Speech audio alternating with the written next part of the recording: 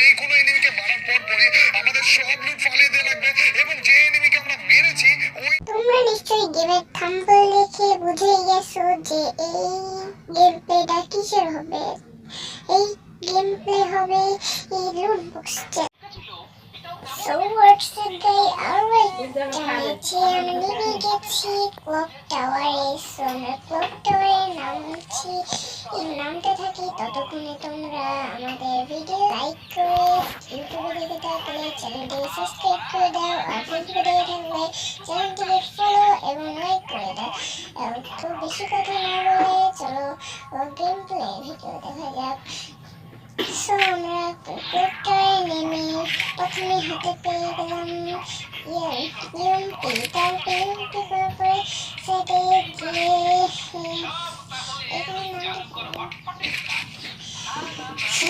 আজকের ম্যাচে আমার সাথে এমন কিছু ঘটেছে যা দেখলে আপনারা হিমশিম খেয়ে যাবেন। সো চলো বেশি কথা না বলে এই ভিডিও শুরু করা যাক। টোকেনটা খেয়ে নিয়ে এই যে ডাকের কাছে ডক পড়বে, ডকে থেকে স্নাইপারটা পেয়ে গেলেই আমাদের খেলা জমে যাবে। আমি কিন্তু স্নাইপার প্লেয়ার অতটাও না, স্নাইপার খেলতে পারি না, ফোন প্লেয়ার। সো ফোনে খেলতেছি। সো খেলে দেখা যাচ্ছে এই যে এফেক্টিভ পেয়ে গেছি আমরা। সামনের দিকে যাই, দুইটা এনিমি নামছে একদিকে, দুইটা এনিমিকে তো দেখতেই পাচ্ছি না। চলো দেখি ওইদিকে যাই। ওইদিকে লুট বক্স পড়েছে, মানে ইয়া পড়ছে, ড্রপ করছে। কত সময় মুখের ভুল হয়ে যায়, কথা বলতে লাগলে কত সময় এই কেন ভুল হয়ে যায়। হ্যাক হয়েছে মারছে, হ্যাক লিস্ট একটা এনিমি মারছে, এনিমি বুকের পাটা তো অনেকই বড়। সো এই যে এনিমিটার হাতে শুধুমাত্র দুইটা প্লাজমার হাতে করে আমাকে এসেছে। স্নাইপার প্লেয়ার সামনে এই স্নাইপার প্লেয়ারকে হেডশট মারার চেষ্টা করে আমি আবার ব্যর্থ হয়ে গেলাম। আবার ইউএমপিটা চুরি হয়ে গেল।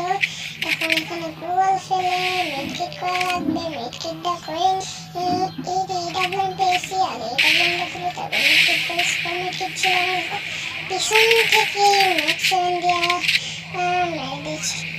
যে আমি আবারও কিন্তু রিভাইভ পেয়ে গেছি, কারণ আমি খেলতেছি স্লো ম্যাচ। স্লোতে দুইবার করে রিভাইভ দেওয়ার অপশন থাকে। তো আমি নামছি ড্রপের কাছে, যেহেতু আমি লুট বক্স চ্যালেঞ্জ করতেছি। আমি লুট চ্যালেঞ্জে প্রথমে এখান থেকে লুট নেব, তারপরে সাইডে কোনো এনিমি পেলে ওই এনিমির কাছ থেকে লুট নিয়ে এই পুরো ম্যাচ খেলার চেষ্টা করব। যদি পাই তাহলে এই এনিমিকে মারার পরে যদি আমি আরেকটা এনিমিকে পাই তাহলে ওকে মেরে ওর লুটটা আমি নিয়ে নেব। ওর কাছে যদি খালি হাতও থাকে বা হিল পিস্তল থাকে তাও আমার নিতে হবে। ওর কাছে দুইটা এসভিডি ছিল, আমি এই দুইটা এসভিডি নিয়ে নিয়েছি।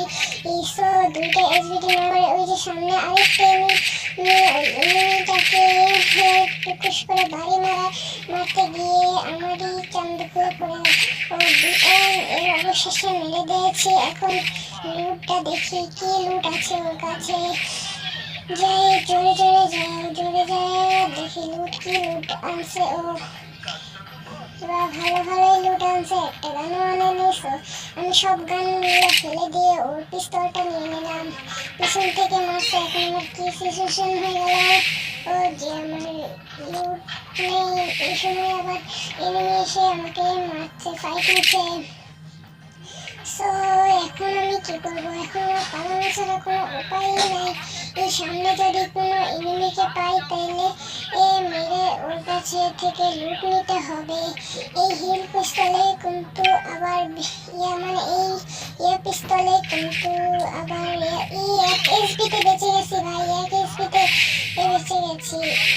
S18 দিয়ে মারছে মনে হয়, S18